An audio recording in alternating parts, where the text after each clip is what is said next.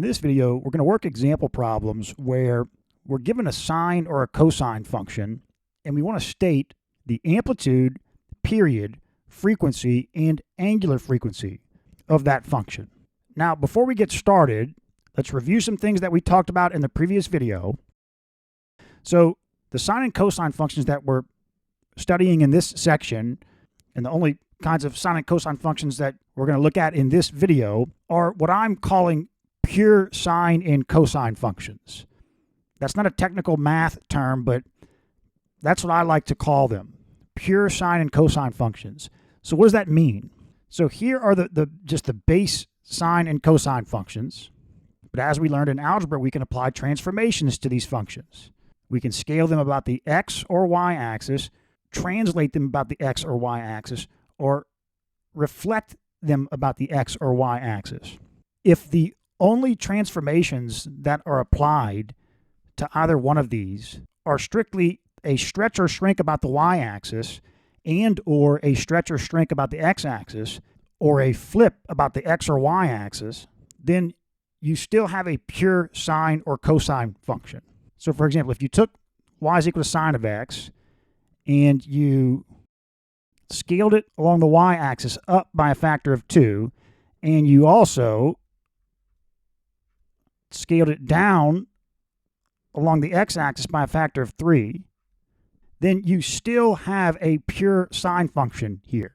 So if you just scale about the y-axis up or down and or about the x-axis up or down, you still have a pure sine or cosine function. Similarly, if you flip sine x or cosine x about the x or y axis, for example, if we flipped cosine x about the x-axis,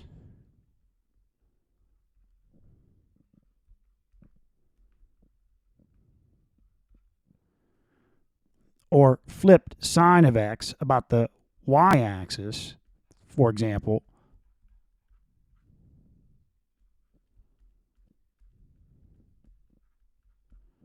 then we're still left with a pure sine and cosine function. However, let's say, for example, you translate one of these graphs. Well, then now you've changed the function because, for example, we know if you shift the sine function to the left pi over 2 units, then you have the cosine function.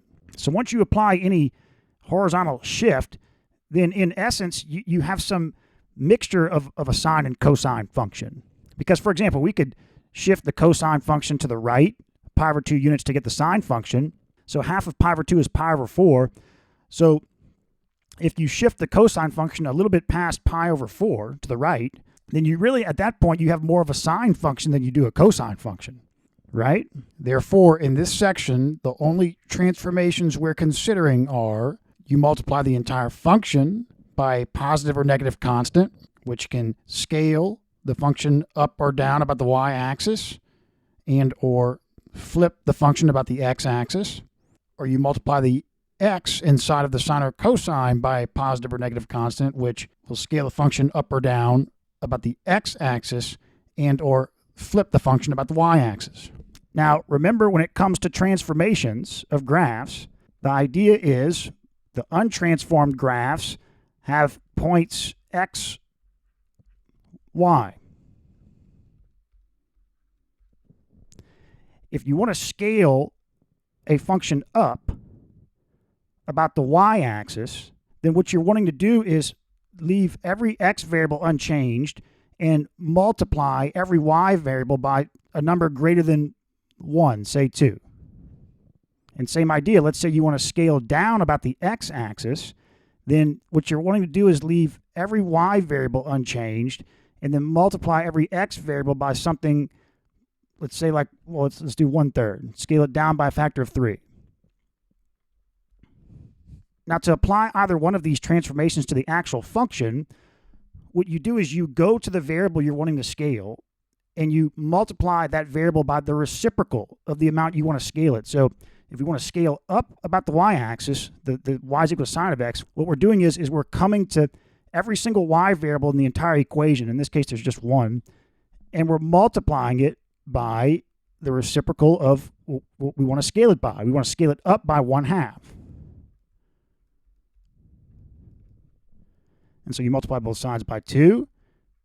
And there you go. Now, if we want to scale if we want every x variable, the coordinates of every x variable to be divided by 3, cut down, then we go to that every single x variable, there's just one, so we do this with cosine, and you multiply by the reciprocal. And now with flipping, the idea is, for example, if we're going to flip sine x about the y-axis, then we want to take every point xy on the sine graph and leave y unchanged, but multiply x by minus 1. Because, for example, this point, we want to multiply x by minus 1, so we'll flip about the y-axis. And to do this, you go to every x variable in the equation, there's only one, and put a minus 1 in front of it.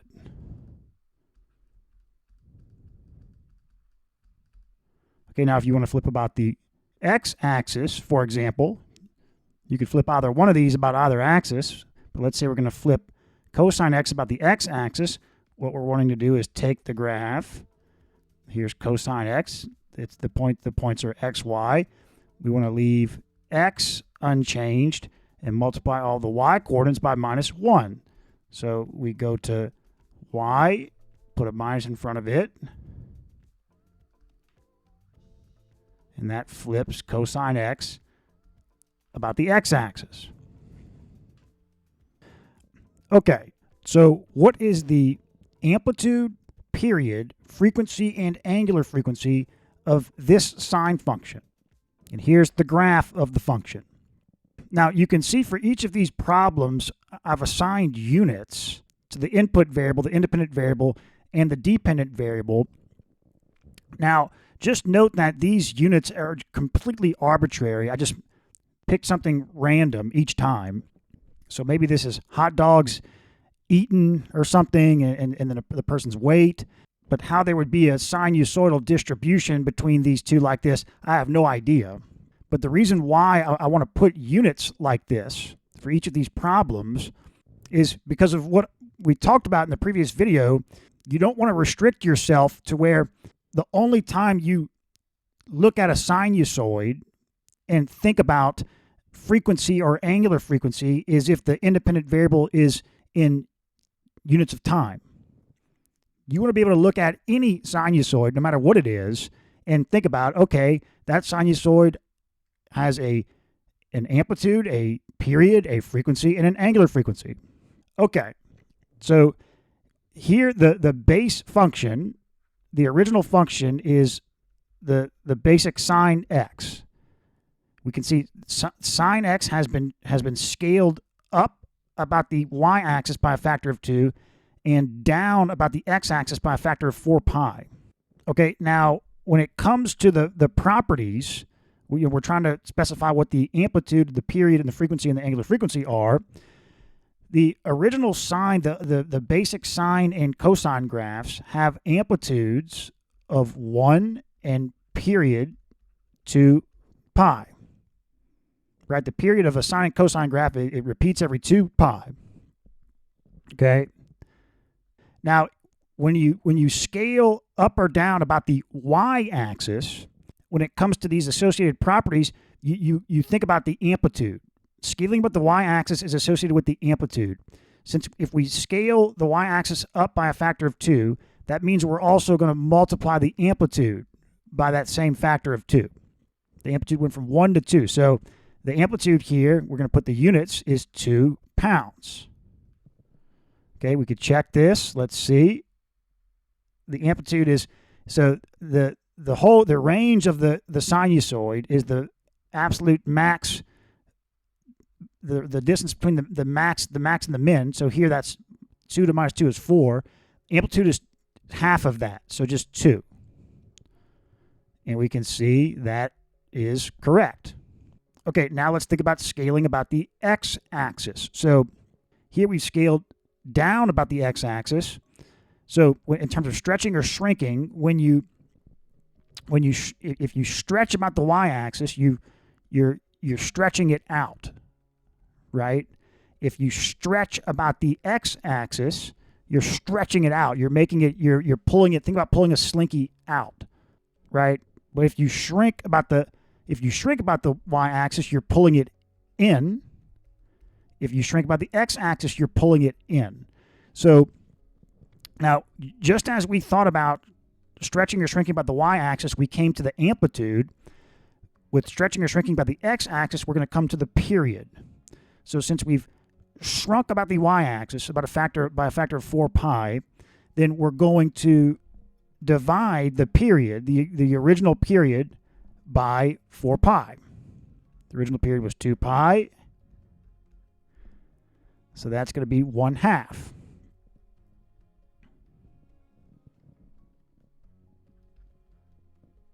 Okay, now 1/2 what? Well, remember, the period is the amount of horizontal units that it takes to go one cycle. So we go one cycle, and boom, we're at 1/2 of a hot dog. So it's a half of a hot dog. A period is it's hot dogs per cycle. How many hot dogs do you go through to complete one cycle? A half of a hot dog. Okay, so we've got the period, and we've got the amplitude. Okay, now the frequency is, it's always going to be 1 in the numerator divided by, it's going to be divided by the period. So 1 divided by 1/2, and it's always 1 in the numerator because we're thinking about it's one cycle. It's always one cycle. And then divided by how many of the horizontal units are in a cycle. Okay, so 1 divided by 1/2 is 2. And so what is that telling us? That's telling us that it's 2 cycles for every hot dog.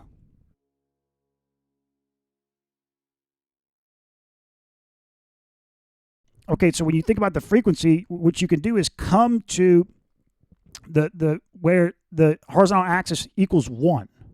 Here it's 1. And then how many cycles did it take to get there? 2 cycles. You see, the period is how many hot dogs did it take to get through one cycle. The frequency is how many cycles did it take to get to one hot dog. Okay, now the angular frequency has to do with the association of any sinusoid with a circle. So we know anytime we're dealing with a sinusoid, in the back of your mind, you could be thinking about a circle. And the idea is, as you walk along the sinusoid, you can at the same time think about how you're walking around a circle. So if you're halfway down the sinusoid, like in terms of the period, if you're halfway through one period, you're halfway around the circle. If you're 3/4 of the way or 1/4 of the way through the period, you're pi over 2 around the circle. So you're 1/4 of the way around the circle, but with angular frequency, you're going to think about it in terms of radians. So yeah, so at 3/4 of the way through the period, we're 3/4 of the way around a circle, but in terms of radians, we're 3 pi over 2 radians. We've gone from 0 to 3 pi over 2 radians. Okay, and so to get the angular frequency, all you're going to do is you're going to say, instead of it's one cycle for every half of a hot dog, but one cycle is how many radians in terms of going around the circle. It's 2 pi radians for every half hot dog, which is 4 pi.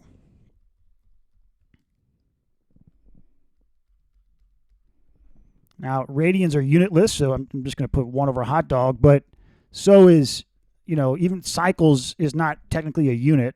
So this is, the frequency is just 1 over a hot dog. It's like with frequencies in hertz, hertz is 1 over seconds. If the time axis is in seconds, the frequency is 1 over seconds hertz. But you can put cycles if you want, or radians if it intuitively helps you to conceptualize. Okay, so 4 pi, it's radians per hot dog. And all you're doing here is to get the angular frequency. Another way of looking at it is, well, what's the regular frequency? To get to one hot dog, we had to go 2 cycles. Well, how many radians is that going around the circle? To get to one hot dog, we had to go 4 pi radians. Okay, so the untransformed graph here is just cosine x, which just like for sine x, the amplitude is 1 and the period is 2 pi. Okay, it's been scaled up about the y-axis by a factor of 3. When it comes to scaling about the y-axis, we think about what happens to the amplitude of the original function, the original sinusoid. So the amplitude of this function is going to be 3. Okay, the units are virus infections, so the number of infections, I'll just put in infections, so 3 infections. And if we check this, so this is 2, so each tick is a half. So yeah, that's 3. There we go. Okay, now we see that the x-axis has been scaled by the reciprocal of this factor, so it's been scaled by 3 over 2 pi, and scaling of the x-axis is associated with the period of the original function. So the new period, the period of this function, is going to be scaled by that same factor. So the reciprocal of this. So it's 3 over 2 pi, and that's what was applied to the multiplied by the original period. So 3. The period of the graph below of this function here is 3. Periods are in terms of the horizontal unit, so it's 3 butterflies.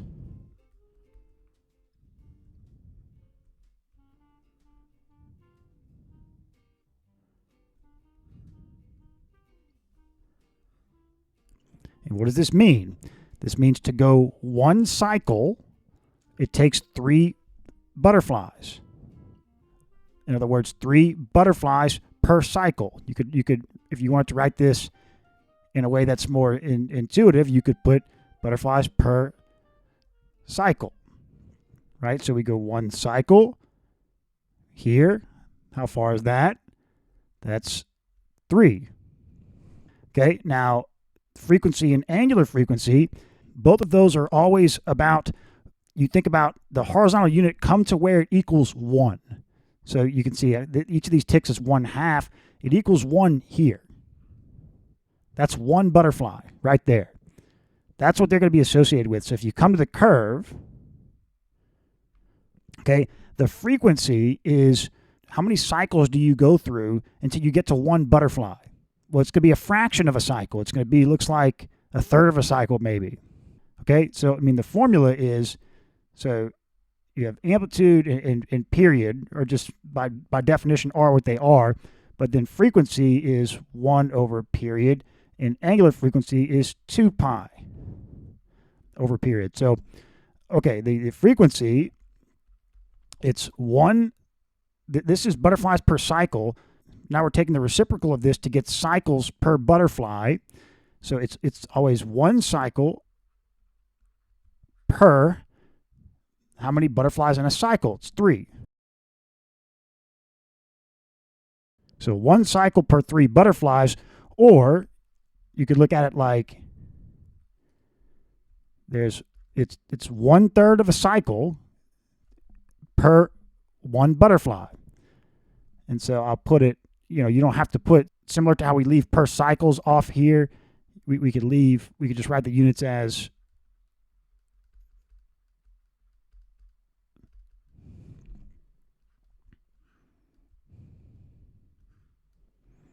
okay, and angular frequency, you come to this same point as frequency, and you're just asking, okay, I'm thinking about the association that sinusoids have with the circle as you're walking along a sinusoid. So not how many cycles am I going through until I get to 1 butterfly, how far around the circle in terms of radians am I going to get to 1 butterfly? Well, okay, it's a third of the circle, so it's going to be a third of 2 pi, right? It's a third of a full rotation, which is 2 pi. So that should be 2 pi over 3 radians per butterfly, per 1 butterfly. So yeah, so omega is 2 pi over the period. There you go. The period's 3. So omega is 2 pi over 3, and it's radians per 1 butterfly, but I'll leave off the radians.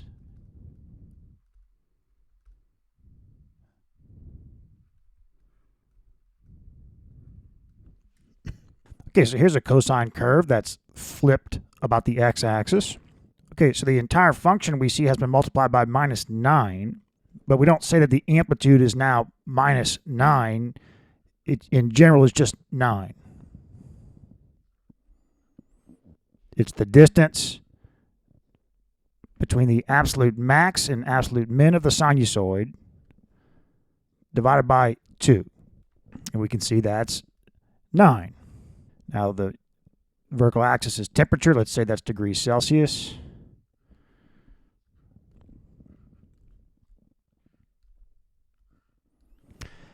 Okay, the period has been scaled down by 4 pi.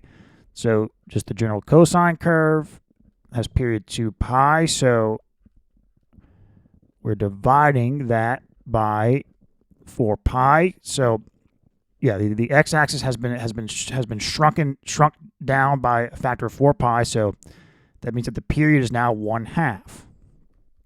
That's 1/2 of a penguin.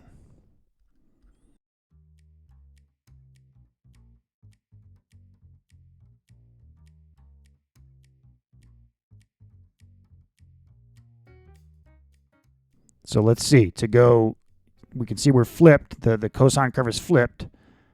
So we go one full cycle, and over that cycle, we went through a half of a penguin. 1/2 of a penguin per cycle.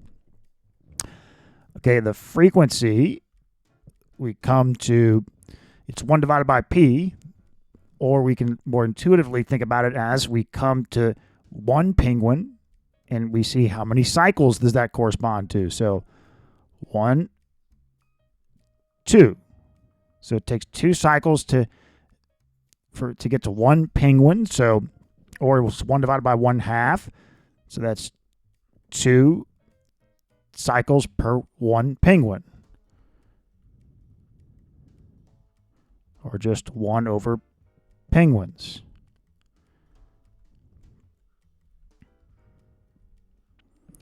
Okay, but how many revolutions around the corresponding circle is that to get to 1 penguin?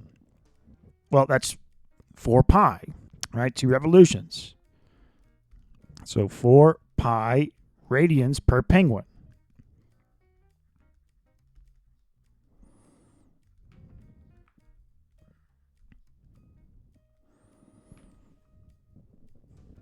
Okay, here's one that's been flipped about the y-axis, a sine graph.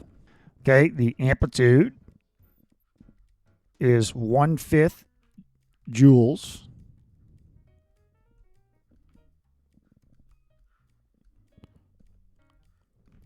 One-fifth is 0.2. That's right. Okay, we see that the x has been multiplied by -2 pi over 7. So the way we look at this is the period has been scaled by the reciprocal of this, but we just leave out the minus. So it's 2, the period has changed from 2 pi to 2 pi times 7 over 2 pi. So the period is now 7. Right, we talked about in the previous video or 2 videos ago, the period is always positive. That's 7 coulombs per cycle. And that makes sense. It doesn't matter that the graph has been flipped about the x-axis or the y-axis. It's still just a periodic curve, and we're specifying. It's similar to the amplitude. It doesn't matter that if we multiply the function by a negative number, amplitude is just amplitude, and period is just period. We're saying in one cycle, there's one cycle, you go through how many horizontal units? So it's 7 coulombs, right? So it's the period's always positive. Okay, and similar idea with the frequencies and the angular frequency. So the frequency, we come to, where's, okay, 1, 2, 3, 4, 5. So here's 1 coulomb. That's, so what fraction of a cycle is that? Looks like maybe a quarter of a cycle. Well, it's going to be a 1/7. Is that right? That seems too small. Oh no, that's right. 1/7. 1, 2, 3, 4, 5, 6, 7. Yeah, it's 1 divided by the period. So 1/7. This is 1/7 of the way through the period. You go 1/7 of a period to get to 1 coulomb. So that's 1 over coulombs. 1 cycle per 7 coulombs. Okay, now 1/7 of a rotation is how many radians? That's 2 pi over 7. So it's going to be 2 pi over 7 radians per 1 coulomb. Right? How much of a rotation around the corresponding circle is this? Well, it's 1/7 of a rotation. So 2 pi, that's radians per coulomb. And we could check let's see, the formula would be, yeah, it's 2 pi over the period. So, yeah. Okay, we're transforming the sine graph. We've scaled the y-axis by 1/4, so the amplitude is going to go be 1/4 times 1 is 1/4. Games 1, so just I'll put games, 1/4 of a game. Okay, so let's see, is that right? 0.05, 0.1, 0.15, 0.2, 0.25, yeah, 1/4. I guess games, I'll put games. Okay, now the period, we see that this graph has been shrunk about the x-axis by a factor of 5. So that means that the original period is going to be divided by 5. So the new period should be 2 pi over 5 points. So, okay.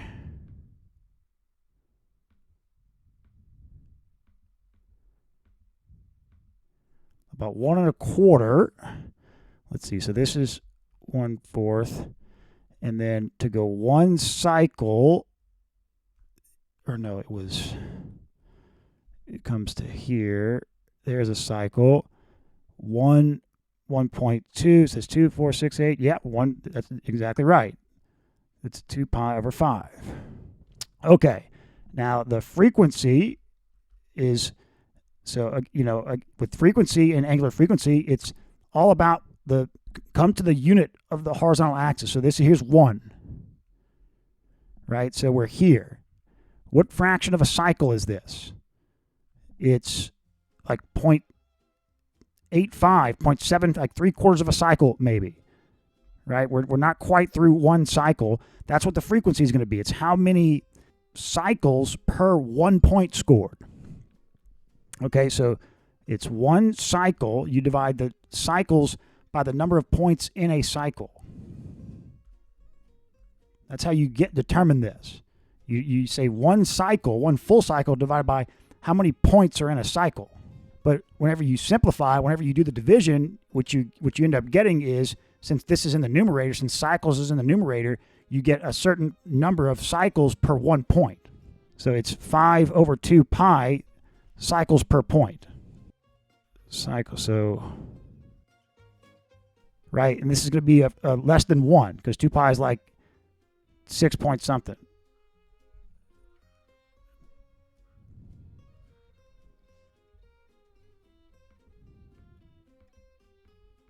So 5 over 2 pi is about 0.8.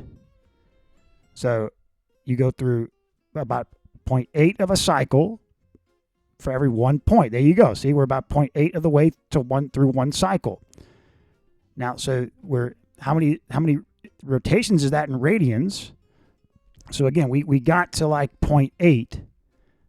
Okay, we're here, 0.8 of a cycle, and we're just thinking about, okay, with the associated circle, the circle that's associated with this, which isn't necessarily a unit circle. It's the radius of the circle is whatever the new amplitude is. Okay, so how many radians is that to go whenever we're 0.8 of the way? So we're going to be even where the heights are going to line up will be here, right? The heights would line up about right there. How many radians is that? Okay, well, we just do, it's 2 pi radians over the period.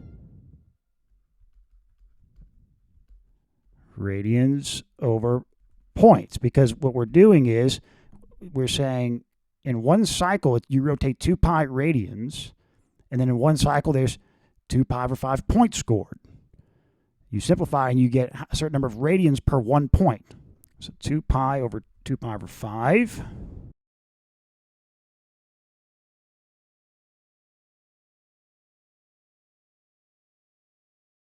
So that's 5 radians per point. I'll just leave off radians.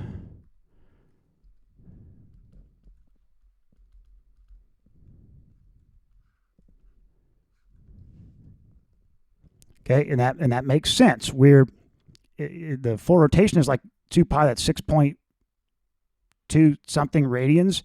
So going back 1 radian, this is about 5 radians. And that's you're about 0.8 of a cycle. Okay, the cosine curve has been scaled up about the y-axis by a factor of 4. So the amplitude has been multiplied by 4. That's 4 newtons of force. Okay, so let's see. Yeah, amplitude is 4. Okay, the period has been scaled, the x-axis has been scaled up, the reciprocal of this, by a factor of 3. So that means that the sinusoid has been stretched out, so the period's going to increase. The period gets multiplied by that same factor, so it's 2 pi is the original cosine period times 3, that's 6 pi.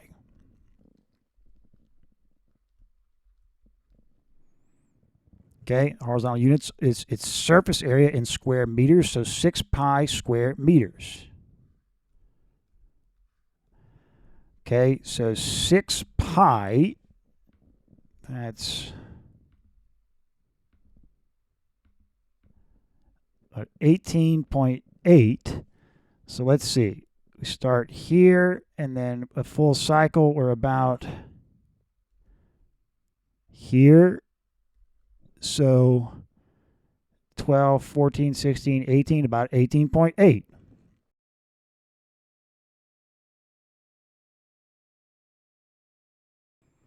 Okay, the frequency, you get a good visual of this if you locate where a unit of one horizontal axis unit is. So we saw each of these ticks is 2. So 1 square meter is all the way right here. So we should get something like, per square meter, it's like 0.05 of a cycle, probably less than that. So let's see. To calculate this, you say there's 1 cycle for every, a full cycle is what? It's 6 pi square meters. So when you do the division, you end up with a certain number, like point whatever, and that's cycles per 1 square meter. So 1 over 6 pi,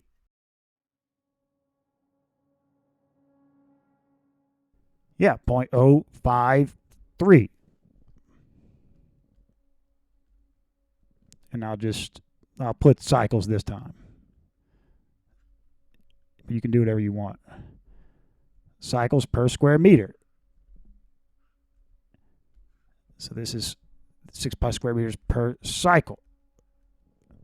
Okay, omega is just to go 1 square meter, how many radians did you rotate about the associated circle? So imagine this is a cosine curve. You could do this same setup here with a cosine curve. You'd have to flip this 90 degrees. But so when we go, 0.05 of a rotation, just a little bit of a rotation, what does that correspond to in angle? How much angle have we rotated? In radians, so this is 1 radian, so maybe 0.1 radians. Okay, so to calculate this, you just say, well, okay, then 1 cycle is 2 pi radians. and then it's 6 pi square meters. So 2 pi divided by 6 pi is 1/3. So it's about 0.3 radians. So 1/3 of a radian per every square meter.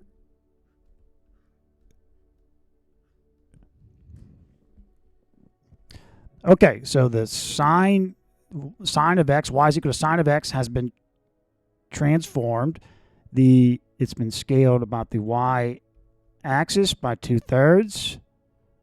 Scaled down, so the amplitude should be 2/3. That's okay. It's kilocalories here, and then cholesterol in megagrams per deciliter. So this is in the cholesterol units.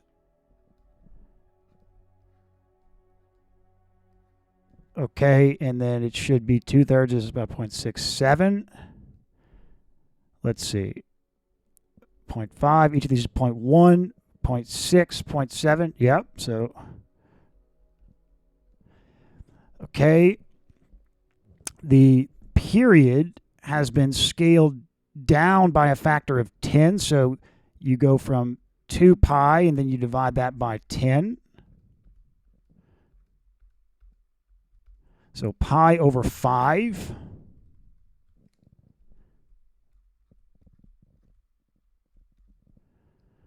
Okay, this is in kilocalories.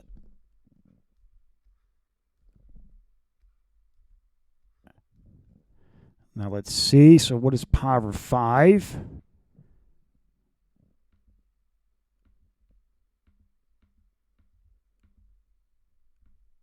.63. So, okay, we go through one cycle and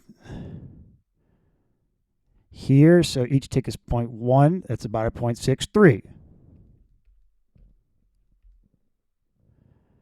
Okay, now the frequency is just going to be 1 divided by the period. It's 1 cycle per however many kilocalories are in a cycle. But we can look at it like we could also come to where's 1 kilocalorie? Here's 1 kilocalorie. Okay, where's that on the curve? Okay, now that's how many cycles is that? So that's more than 1. That's about more like 1.5, a little bit more than 1.5, 1 3/4 maybe. So we should be getting something around 1 3/4. So 1 divided by pi over 5 is 5 over pi, and pi is 3.14. So yes, it's going to be, let's see, about 1.6. So there you go. And this is cycles, so 1 over kilocalories. Again, you can think about this, the units is like, if this was seconds, then it's 1, it would be, the units of frequency would be 1 over seconds, which is hertz. Right? That's kind of what this means. It's a cycle per kilocalorie. Okay? Omega is just, you've gone in one cycle, you've rotated 2 pi radians about the circle, and how many but you went pi over 5 kilocalories in those 2 pi radians. So that's why omega is 2 pi divided by the period. But to intuitively look at this, what it comes down to is you go, just like with regular frequency, you go find where's 1 kilocalorie, and you're thinking about, okay, there's 1 kilocalorie. How many radians did I have to go around the circle to get here? Well, it's going to be 2 pi. You're going to go past 2 pi, and then you're going to go past a half of a rotation, so you'll go past 3 pi. It'll be a little bit over 3 pi. 3 pi is like 9 point something. So, okay, you got 2 pi divided by pi over 5.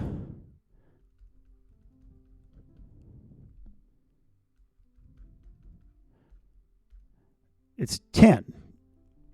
So 10 radians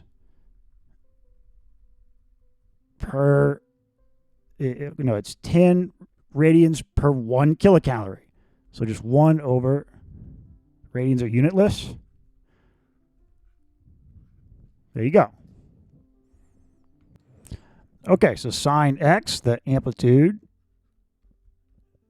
has been scaled up by 12. And here the vertical axis is a percent. So by 12%, you can see this is 12. Okay, the period was not scaled, so of just sine x was not scaled, so this is going to be, the period should be 2 pi, and the temperature here, let's say this is degrees Celsius. So 2 pi degrees Celsius. So 2 pi is like 6 point something. Right past 6. There we go.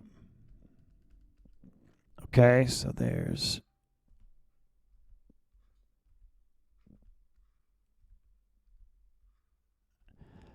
Okay, now, just to note, I haven't been mentioning this, but so you go through, if you can think about this in terms of you're going through a cycle so you cycle, you go through 2 pi degrees Celsius. Okay, as you're going from 0 to 2 pi degrees Celsius, the humidity is cycling. So as you go through a cycle of humidity, of percent humidity, to go through one cycle of this percent humidity, it's 2 pi degrees Celsius, which doesn't make any sense as I'm saying it out loud. You're cycling from 0 to 2 pi degrees Celsius. I realize, look, I know these units and these relations don't make any sense, but the idea would be you're cycling through, a cycle of percent humidity of whatever's on the vertical axis, and to cycle through that, you're going through this a period of the horizontal axis unit. Okay, so the frequency, you come to 1 degree, 1, 2, 3, 4. So here's 1 degree Celsius, and now go to the curve, and that's going to correspond to how much of a rotation is this? Like how much of a cycle, not rotation, I'm sorry. How much of a cycle do you go through to get to 1 degree Celsius? Well, it looks like it's a little less than a quarter. So it's 1 over the period, so 1 over 2 pi. And that's going to be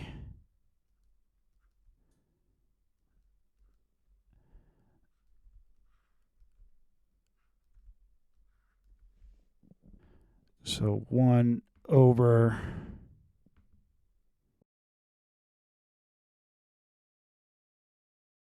0.16. That makes sense.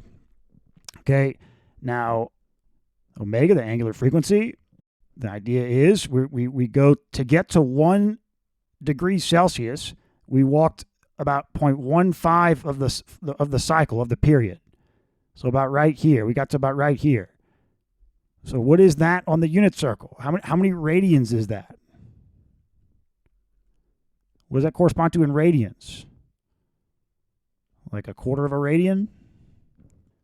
So omega is going to be 2 pi over 2 pi. So it's actually, so 1 radian per degree Celsius. Okay, I must have. So 1 radian per degree Celsius. Let's see. So this was 0.16. So we were almost at the first peak. Okay, yeah. So we were probably more around here. And that's where 1 radian is.